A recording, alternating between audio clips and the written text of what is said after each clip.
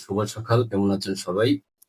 আজ সোমবার ৮ই জুন এবং ২৫শে জ্যৈষ্ঠ, ২১শে জিলহজ। আপনাদের সামনে বিভিন্ন পত্রিকার শিরোনাম নিয়ে চলে আসলাম। প্রধান প্রধান শিরোনামগুলো আপনাদের সামনে উপস্থাপন করছি। আজকের যে পত্রিকার সবচেয়ে গুরুত্বপূর্ণ যে শিরোনাম, সেটা হচ্ছে সোহেল ও স্বপ্নার মৃত্যুদণ্ড। আচ্ছা, ৪ কার্য দিবসে রামিসা ধর্ষণ এবং হত্যা মামলা দায়। এবং এটাই হচ্ছে যে এই বাংলাদেশের আইনের ইতিহাসে এটাই সবচেয়ে রেকর্ড, যে এত অল্প সময়ে এত ৪ কর্মদিবসের ভিতরে চূড়ান্ত ফয়সালা হয়ে গেছে। এটা খুবই আপনার কি হয়, এটা দুষ্কর, এটা আগে আর কখনো হয় নাই। নয়া দিগন্ত তবে আরো কয়েকটা শিরোনাম আছে, যে আপনার সূর্যমুখ কর্মমুখী শিক্ষা ব্যবস্থা গড়ে তুলতে সহযোগিতা চেয়েছেন প্রধানমন্ত্রী। আসলে আমাদের এই রাষ্ট্রকে এই সুন্দরভাবে পরিচালনা করার জন্য অবশ্যই আমাদের সহযোগিতা করা উচিত। আর ৯ই জুলাই চলবে বাজেট অধিবেশন।